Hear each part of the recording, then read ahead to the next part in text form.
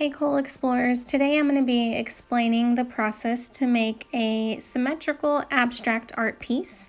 You can see I have two pictures here of two different compositions that I created.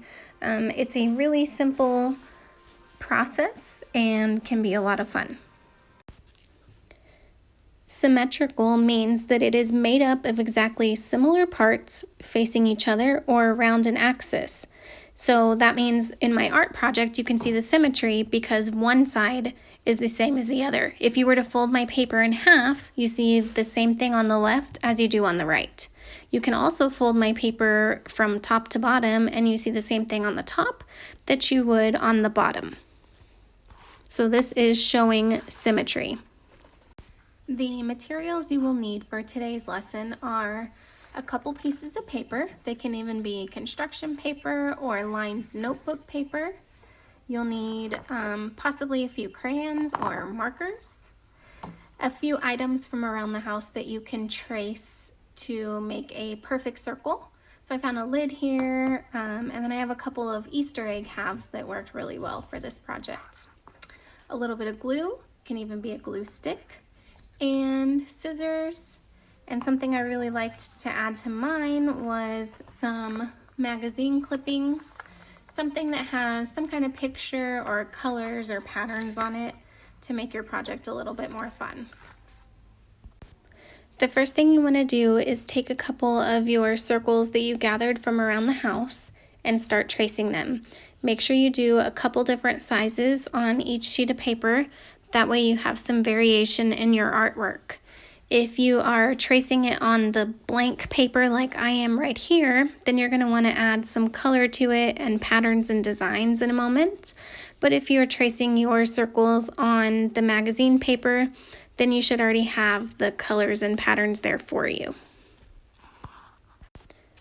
Once you're done tracing your circles and adding different colors to them if you need that, then you're going to take your scissors and cut your circles out.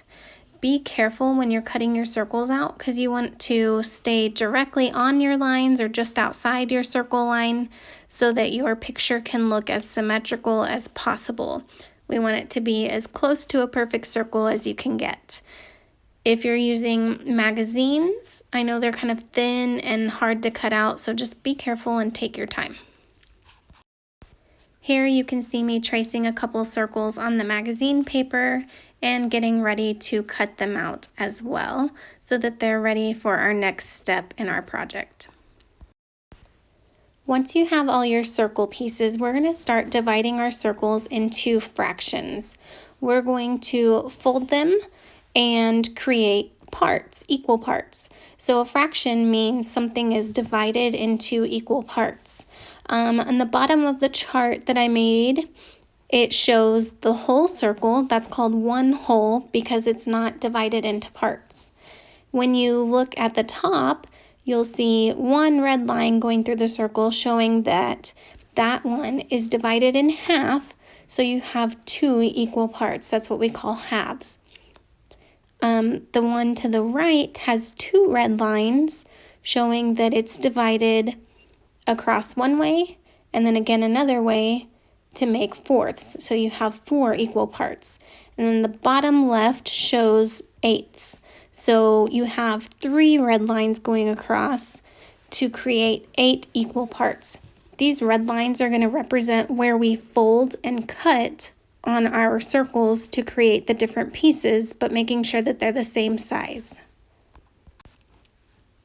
So I'm going to take one circle, fold it in half, just like it shows you on the left with one line.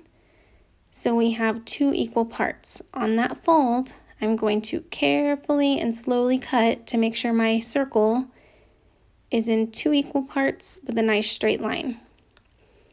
I'm going to do the same thing, but now I have 2 folds to create. So here's my first fold,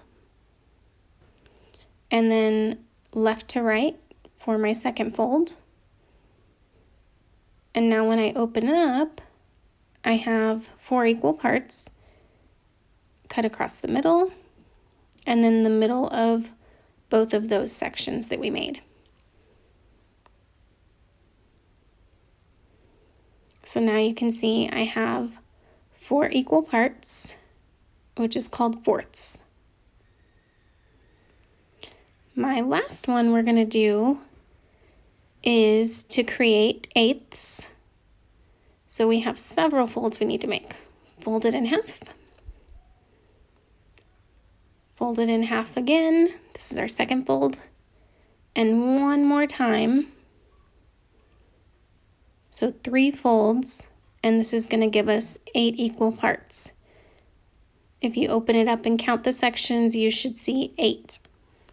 Then cut very carefully on all of those lines so that your parts are as symmetrical as possible.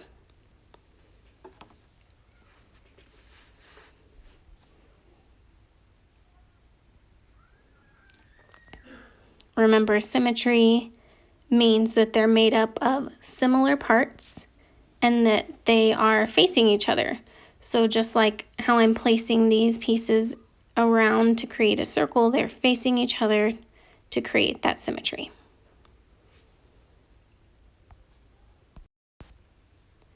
Once you've cut up as many circles as you need, you can go ahead and start placing them around on your paper to create some kind of pattern or symmetry.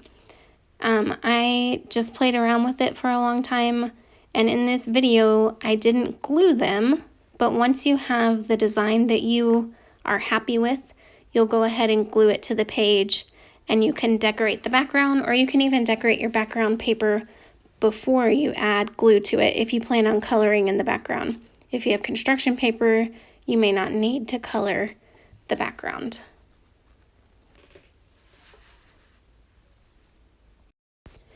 Once you are happy with your masterpiece and you see your symmetry, you can go ahead and add glue to all of your pieces so that they stay fixed onto your paper. Here's a picture of the other art piece that I made using the circles that I added patterns and colors to. I hope you enjoyed this lesson and have fun creating your own symmetrical abstract art. Don't forget to share your creations with me on our Art Padlet page. Thanks, guys.